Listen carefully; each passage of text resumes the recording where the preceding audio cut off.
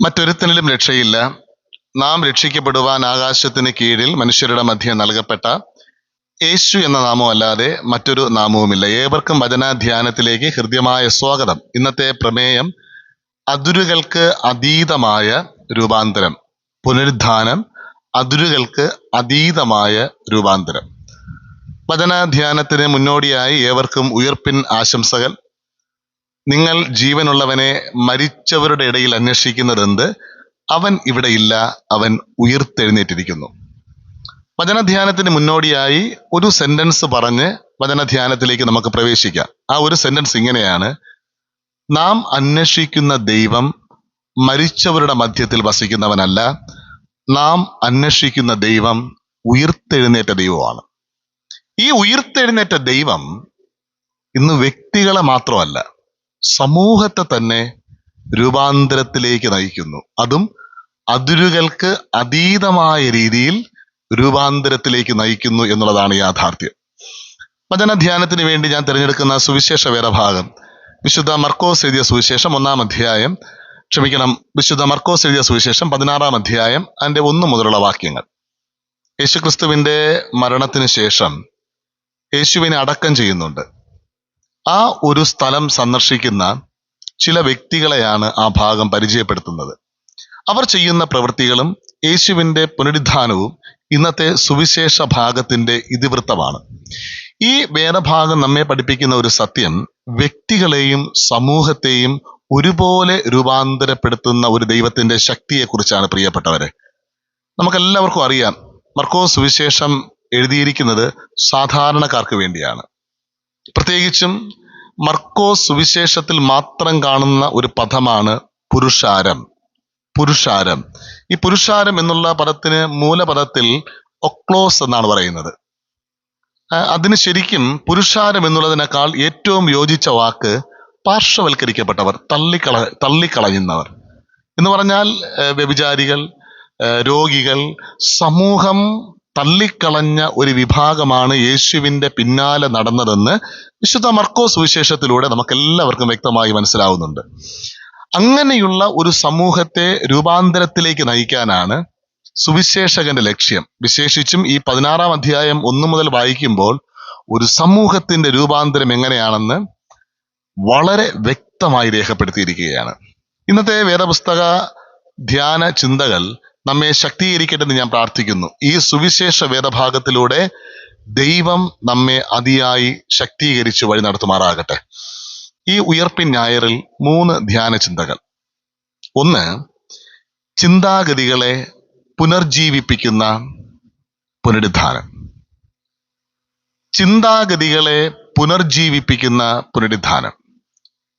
വിശുദ്ധ മർക്കോസ് എഴുതിയ സുവിശേഷം 16 അധ്യായം അതിന്റെ 1, 2 വാക്യങ്ങൾ വായിക്കുമ്പോൾ, ശബത്ത് കഴിഞ്ഞ ശേഷം മഗ്ദലനക്കാരത്തി മറിയവും യാക്കോബിന്റെ അമ്മ മറിയം ശലോമയും ചെന്ന് അവനെ പൂശേണ്ടതിന് സുഗന്ധവർഗം വാങ്ങി.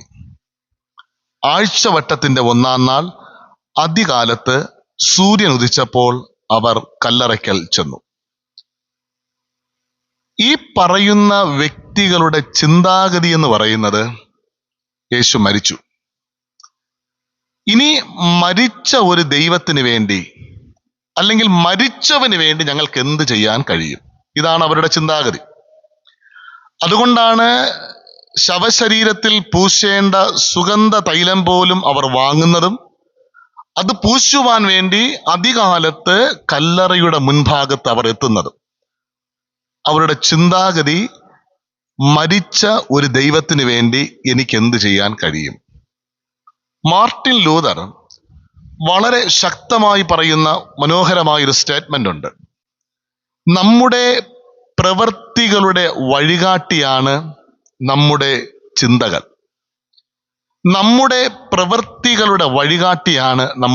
നമ്മുടെ ചിന്തകൾ എങ്ങനെയാണോ അങ്ങനെയായിരിക്കും നാം പ്രവർത്തിക്കുന്നത്. അങ്ങനെയെങ്കിൽ ഇവിടെ കടന്നു വന്ന ഈ വ്യക്തികളുടെ ചിന്തകൾ എന്താണ്? യേശു മരിച്ചു. മരിച്ച ഒരു ദൈവത്തെ ഇനി നമുക്ക് എന്ത് ചെയ്യാൻ കഴിയും? അതുകൊണ്ട് അവർ സുഗന്ധ തൈലം വാങ്ങുന്നു, അത് പൂശാൻ വേണ്ടിയുള്ള ക്രമീകരണങ്ങൾ ഒരുക്കുന്നു. അവർ നേരം വെളുക്കുന്നതിന് മുൻപ് കല്ലറയുടെ മുൻപിൽ എത്തുന്നു. എന്നെ കേൾക്കുന്ന പ്രിയപ്പെട്ടവരെ, ഈ ചിന്താഗതിയെയാണ് പുനരുദ്ധാനം രൂപാന്തരത്തിലേക്ക് നയിക്കുന്നത്, അല്ലെങ്കിൽ രൂപപ്പെടുത്തുന്നത്. ഈ ചിന്താഗതിയെ ഒരു സമൂഹം യേശുവിനെ ചുറ്റിപ്പറ്റി ജീവിച്ചിരുന്നു. ഈ സമൂഹത്തിനും ചില ചിന്താഗതികൾ ഉണ്ടായിരുന്നു. ഞങ്ങളെ കൊണ്ടൊന്നും ഉയരാൻ കഴിയത്തില്ല, ഞങ്ങൾക്കൊന്നും മുന്നോട്ട് പോകാൻ കഴിയത്തില്ല, ഞങ്ങൾ എന്നും രോഗികളാണ്, ഞാനും തലമുറയൊക്കെ ഇങ്ങനെ ജീവിക്കേണ്ടവരാണ്. സമൂഹത്തിന്റെ വരേണ്യവർഗത്തിന്റെ മുൻപിൽ തൻ്റെ ശിരസിനെയും ശരീരത്തെയും ഒന്ന് നമിച്ച് ജീവിതകാലം മുഴുവനും ഞങ്ങൾ ഇങ്ങനെ ജീവിക്കാൻ വിധിക്കപ്പെട്ടവരാണ്, അതുകൊണ്ട് ഞങ്ങൾക്ക് 1% പോലും ഉയർച്ചയുണ്ടാകത്തില്ല എന്ന് ചിന്തിച്ചിരുന്ന ഒരു സമൂഹത്തോടും ഈ വാക്യങ്ങൾ വളരെ ശക്തമായി സംവാദിക്കുന്നുണ്ട്. എന്നെ കേൾക്കുന്ന പ്രിയപ്പെട്ടവരെ, പ്രാർത്ഥനയോടെ ഇന്നത്തെ വചന ധ്യാനത്തിന് വേണ്ടി ഹൃദയങ്ങളെ സമർപ്പിക്കുവിൻ. സയന്റിഫിക് ആയിട്ട് പറഞ്ഞാൽ, ഒരു മനുഷ്യന്റെ ഒരു ദിവസത്തെ ജീവിതം, ആ ജീവിതത്തിൽ അവൻ 20,000 മുതൽ 30,000 വരെ ചിന്തകൾ അവന്റെ ജീവിതത്തിന്റെ ഭാഗമായിരിക്കും. അതിന്റെ അർത്ഥം, ഒരു മനുഷ്യൻ ഒരു ദിവസം 20,000 മുതൽ 30,000 വരെ ചിന്തകൾ ചിന്തിക്കും. ശാസ്ത്രീയമായി പറയുകയാണ്, അതിൽ 80% നെഗറ്റീവ് ചിന്തകളാണ്. എന്നെ കൊണ്ട് കഴിയത്തില്ല, എന്നെ കൊണ്ട് നടക്കത്തില്ല, ഞാൻ മുന്നേറത്തില്ല, ഞാൻ ഇങ്ങനെ തന്നെയാണ്. വെറും 20% പ്രിയപ്പെട്ടവരെ പോസിറ്റീവ് ചിന്തകൾ. എന്തുകൊണ്ട് മനുഷ്യൻ പലപ്പോഴും പരാജയത്തിൽ വീഴുന്നു എന്ന് ചോദിച്ചാൽ, വഴികളുണ്ട്, പക്ഷെ അവന്റെ ചിന്താഗതി നെഗറ്റീവ് ആവുന്നത് കൊണ്ടാണ്. ക്രിസ്തുവിന്റെ കരം പിടിച്ച് എനിക്ക് ഉയർത്ത ഒരു കർത്താവ് ഉണ്ടെന്ന് പറഞ്ഞ് നിന്റെ ചിന്താഗതികളെ ഉയർത്ത ക്രിസ്തുവുമായി ചേർത്ത് ഒരു രൂപാന്തരത്തിലേക്ക് നയിക്കുവാൻ നീ നിന്റെ ജീവിതം സമർപ്പിക്കുമോ? മാർട്ടിൻ ലൂതർ വളരെ ശക്തനായ ഒരു ലീഡറാണ്. സഭ അഴിമതിയുടെയും അന്ധവിശ്വാസത്തിന്റെയും നടുവിൽ നീങ്ങുമ്പോൾ പെട്ടെന്ന് ഇറങ്ങി പ്രകോപിതനായ ഒരു മനുഷ്യനല്ല മാർട്ടിൻ ലൂതർ. അദ്ദേഹം പെട്ടെന്നൊന്നും സംസാരിച്ച് മനുഷ്യ മനസ്സുകളിൽ നീരസമുളവാക്കിയ ഒരു വ്യക്തിയല്ല മാർട്ടിൻ ലൂതർ. ഇന്നൊക്കെ അങ്ങനെയാണ് കേട്ടോ. ഒരു ചെറിയ അധാർമികത കണ്ടാൽ നമ്മൾ പൊട്ടിത്തെറിക്കും. ബന്ധങ്ങളെപ്പോലും ശിഥിലമാക്കിക്കൊണ്ട് നമ്മൾ പലതും സംസാരിക്കും. പക്ഷെ മാർട്ടിൻ ലൂതർ ആദ്യം ചെയ്യുന്ന കാര്യം, സഭ അഴിമതിയുടെയും അന്ധവിശ്വാസത്തിന്റെയും കേന്ദ്രമായപ്പോൾ അദ്ദേഹം ശാന്തമായിരുന്ന് അതൊന്ന് പഠിക്കാൻ ശ്രമിച്ചു. അതിന് തെളിവാണ് 1517 ഈ മനുഷ്യൻ 95 തീസിസുകൾ ദൈവാലയത്തിന്റെ മുൻപിൽ ഒട്ടിച്ചത്. ഒരു വലിയ ഗവേഷണ പഠനം നടത്തി. എന്നിട്ട് അദ്ദേഹം ശരിക്കും ഒരു ധാരണയിലെത്തി. എന്താണ് ശരി, എന്താണ് തെറ്റ്, എന്താണ് ബൈബിൾ പറയുന്നത്, എന്താണ് ചരിത്രങ്ങൾ പറയുന്നത്, എന്താണ് പാരമ്പര്യം പറയുന്നത്. ഒരു നിശ്ചിതമായ ഒരു ധാരണയിൽ ആ മനുഷ്യനെത്തി. മാത്രമല്ല പ്രിയപ്പെട്ടവരെ, ധാരണയിൽ എത്തിയതിനു ശേഷം ഈ മനുഷ്യൻ ജനങ്ങളെ കൂട്ടിച്ചേർത്ത് പ്രവർത്തിക്കാൻ തുടങ്ങി. എന്നാൽ അദ്ദേഹത്തിന് കിട്ടുന്ന ശിക്ഷ എന്ന് പറയുന്നത് 1521 അദ്ദേഹത്തെ സഭാ ശിക്ഷണ നടപടികൾക്ക് വേണ്ടി അദ്ദേഹത്തെ ഉപയോഗിച്ചു.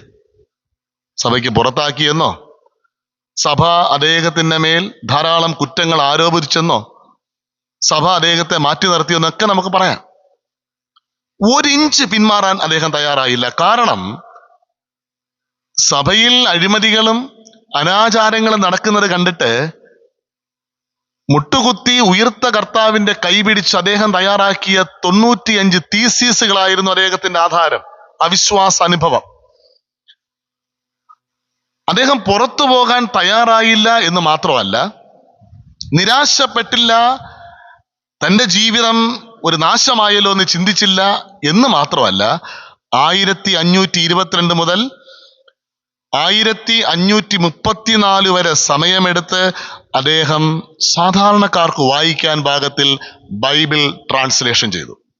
അതൊരു വലിയ വിപ്ലവമായിരുന്നു. കാരണം അന്നുവരെയും ഒരു വിഭാഗത്തിന് മാത്രം ബൈബിൾ വായിക്കാം, ഒരു വിഭാഗത്തിന് മാത്രം ബൈബിൾ മനസ്സിലാക്കാം. പക്ഷെ ഇന്ന് എല്ലാവർക്കും ബൈബിൾ മനസ്സിലാക്കാൻ പാകത്തിൽ ട്രാൻസ്ലേഷൻ അദ്ദേഹം ചെയ്തു.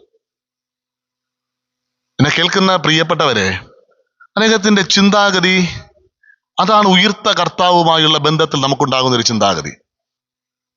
അദ്ദേഹത്തിന്റെ ചിന്താഗതി നമ്മെ പഠിപ്പിക്കുന്നത് എന്ത് പ്രതികൂലങ്ങൾ വന്നാലും, എന്ത് പ്രതിസന്ധികൾ വന്നാലും ചിന്താഗതി താഴേക്കല്ല, എനിക്ക് ഉയർത്തെഴുന്നേറ്റ ഒരു കർത്താവുണ്ട്. അതുകൊണ്ട് ഞാൻ എൻ്റെ ദൈവത്തെ അന്വേഷിക്കുന്നത് ഒരിക്കലും മരിച്ചവരുടെ മധ്യത്തിലല്ല, ജീവിക്കുന്ന ദൈവ സാന്നിധ്യത്തിൽ തന്നെയാണെന്ന് നിസ്സംശയം പറയട്ടെ. അതുകൊണ്ട് പ്രാർത്ഥനയോടെ പറയാം, നമ്മുടെ ജീവിതത്തിന്, നമ്മുടെ സമൂഹത്തിന്റെ ജീവിതത്തിന് തടസ്സമായി നിൽക്കുന്ന ചിന്താഗതികളെ പുനർജീവിപ്പിക്കുന്ന ഒരു പുനരുദ്ധാനമാണ് ഞാനും നിങ്ങളും ഇന്ന് അനുഭവിക്കുന്നത്. 2, ഉത്കണ്ഠകളെ തകർത്ത് പ്രതീക്ഷ നൽകുന്ന പുനരുദ്ധാനം. ഉത്കണ്ഠകളെ തകർത്ത് പ്രതീക്ഷ നൽകുന്ന ഒരു പുനരുദ്ധാനം. വിശുദ്ധ മർക്കോസ് എഴുതിയ സുവിശേഷം 16-ാം അധ്യായം അതിന്റെ 3-4 വാക്യങ്ങൾ. കല്ലറയുടെ വാതിൽക്കൽ നിന്ന് നമുക്ക് വേണ്ടി ആർ കല്ല് ഉരുട്ടിക്കളയും എന്ന് തമ്മിൽ പറഞ്ഞു. അവർ നോക്കിയാറെ കല്ല് ഉരുട്ടിക്കളഞ്ഞതായി കണ്ടു. ഉത്കണ്ഠ, ആൻസൈറ്റി. ഇന്ന് മനുഷ്യനെ തകർക്കുന്ന ഏറ്റവും പ്രധാനപ്പെട്ട ഒരു കാര്യമാണ് ആൻസൈറ്റി. ഇവർ അവിടെ പോകുമ്പോൾ യേശുവിന്റെ ശവശരീരത്തിൽ സുഗന്ധതൈലം പൂശാൻ വേണ്ടി പോവുകയാ. അവർക്ക് ഒരു ഉത്കണ്ഠയുണ്ട്, ആര് കല്ല് ഉരുട്ടി മാറ്റും. യേശുവിന്റെ കല്ലറയിൽ ഉരുട്ടി വെച്ച കല്ല് വേദശാസ്ത്ര പണ്ഡിതന്മാർ പറയുന്നത് 6-20 ആരോഗ്യ ദൃഢഗാത്രന്മാരായ പുരുഷന്മാർ ചേർന്ന് ഉരുട്ടി വെച്ച കല്ലെന്നാണ്. അങ്ങനെയെങ്കിൽ ഈ 3-4 സ്ത്രീകളെ കൊണ്ട് എന്ത് ചെയ്യാൻ കഴിയും? എങ്ങനെ ഈ കല്ല് ഉരുട്ടി മാറ്റും? ഭയങ്കര ടെൻഷനില്ല അവര്. ടെൻഷൻ എന്ന് പറഞ്ഞാൽ പോലെ ടെൻഷൻ മൂത്ത അവസ്ഥ, ആൻസൈറ്റി. ജോൺ പൈപ്പർ എന്ന് പറയുന്ന വേദശാസ്ത്ര പണ്ഡിതന്റെ വാക്കുകളിൽ, anxiety in a signal that we are not trusting God fully. Anxiety in a signal that we are not trusting God fully.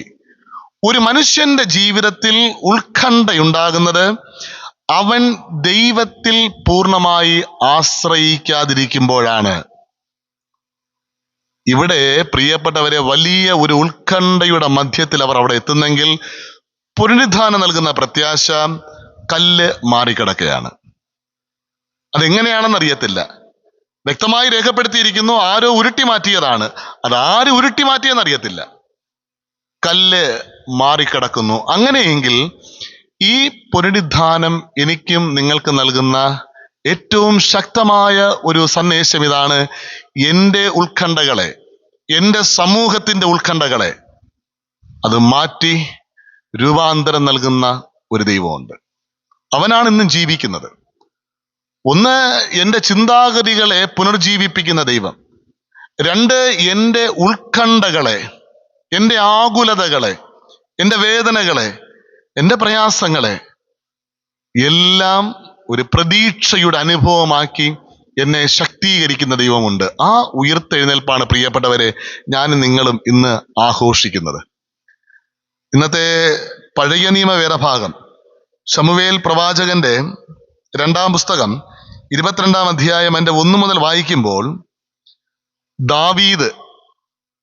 ദാവീദ് അനുഭവിക്കാത്ത ടെൻഷനൊന്നുമില്ല. അദ്ദേഹത്തിന് ശത്രുക്കളുടെ കയ്യിൽ നിന്നുണ്ടായ വേദനിപ്പിക്കുന്ന അനുഭവങ്ങൾ മാത്രമല്ല, സ്വന്തം മകൻ പോലും ശത്രുവായി തീർന്ന ഒരു സാഹചര്യമുണ്ട്.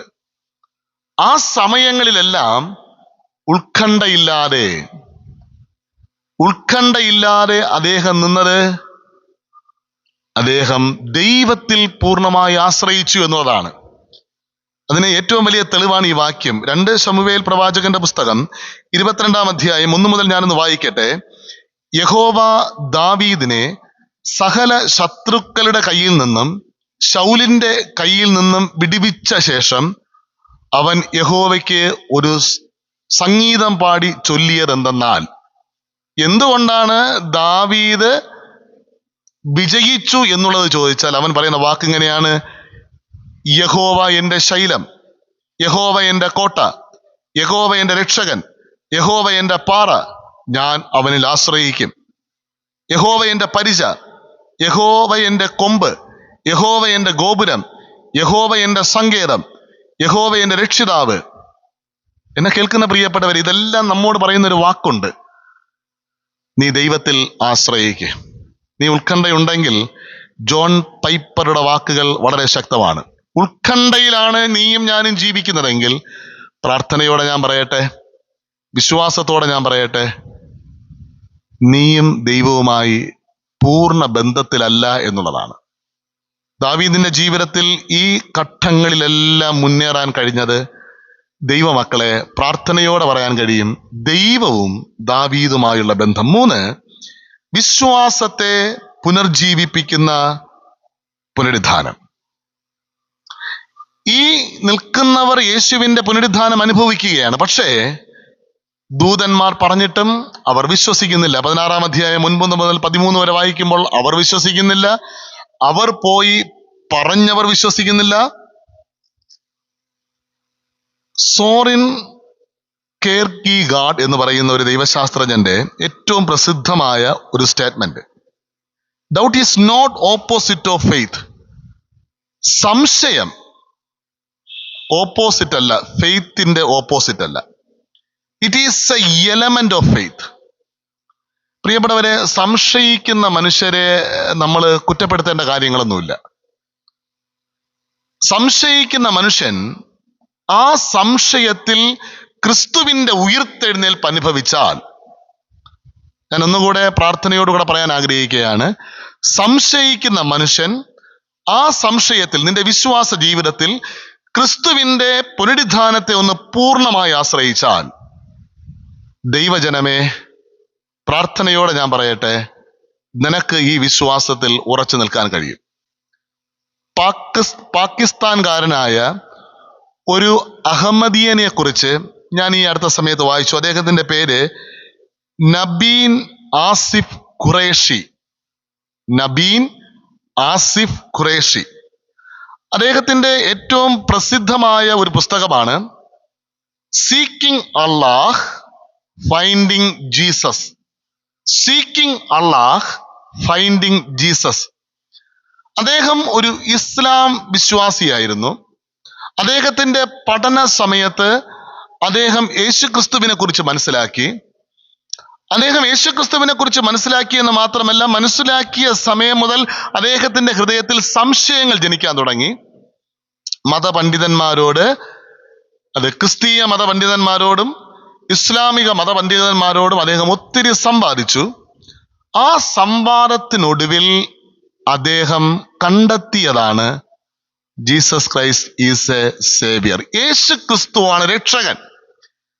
അത് ഈ പുസ്തകം നന്നായിട്ട് വിവരിക്കുന്നുണ്ട്. Seeking Allah, finding Jesus.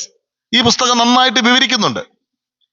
ഇദ്ദേഹം യേശുക്രിസ്തുവിനെ സ്വീകരിച്ചതിന് ശേഷം അദ്ദേഹത്തിന്റെ ജീവിതത്തിൽ ഉറ്റവർ പോലും കൈവിട്ടു. എന്നെ കേൾക്കുന്ന പ്രിയപ്പെട്ടവരെ, ആ സമയത്ത് അദ്ദേഹത്തെ പിടിച്ചു നിർത്തിയത് യേശുക്രിസ്തുവിന്റെ പുനരുദ്ധാനം തന്നെയായിരുന്നു. ഇന്ന് അദ്ദേഹം ഏറ്റവും അറിയപ്പെടുന്ന ക്രിസ്തീയ എഴുത്തുകാരിൽ ഒരു പ്രധാനിയായി ഇന്ന് വലിയ സുവിശേഷ അനുഭവമായി മനുഷ്യൻ ജീവിക്കുന്നു. പ്രാർത്ഥനയോടുകൂടെ ഞാൻ ചിന്തകൾക്ക് വിരാമം കുറിക്കട്ടെ. കൊരിന്ത് സഭയിൽ ശക്തമായൊരു ചിന്താഗതി ഉണ്ടായിരുന്നു. കൊരിന്ത് സഭയിൽ എന്താണ് ഈ ശക്തമായ ചിന്താഗതിക്ക് കാരണമെന്ന് ചോദിച്ചാൽ, പ്രധാനമായിട്ടും 2 സംസ്കാരം ചേർന്നതായിരുന്നു കൊരിന്ത് സഭ. ഒന്ന് ജൂയിഷ് കൾച്ചർ, യഹൂദന്മാരുടെ ഒരു സംസ്കാരം. 2 ഗ്രീക്ക് കൾച്ചർ. ഈ യഹൂദ സംസ്കാരത്തിൽ അല്ലെങ്കിൽ യഹൂദ മതത്തിൽ ഒരു മനുഷ്യൻ ഉയർത്തെഴുന്നേൽക്കുമെന്ന് പറഞ്ഞാൽ എല്ലാവരും വിശ്വസിക്കത്തില്ല. യഹൂദൻ എന്ന് പറയുന്നത് ഒന്നായിട്ട് കാണണ്ട. അതിൽ എരിവുകാരുണ്ട്, സദൂക്യരുണ്ട്, വിവിധ വിഭാഗങ്ങളുണ്ട്. അപ്പൊ അങ്ങനെ അവരെല്ലാം ഒരു മനുഷ്യന്റെ ഉയർത്തെഴുന്നേൽപ്പ് ഒരുപോലെ വിശ്വസിച്ചിരുന്നവരല്ല. ഇനി ഗ്രീക്ക് കൾച്ചറിൽ ആത്മാവിന് ജീവനുണ്ടെന്ന് അവർക്കറിയാം. പക്ഷെ ഫിസിക്കലായി ഒരു മനുഷ്യൻ ഉയർത്തെഴുന്നേൽക്കുമെന്ന് ഗ്രീക്ക് ഫിലോസഫി, ഗ്രീക്ക് മതചിന്തകൾ പറയുന്നേ ഇല്ല.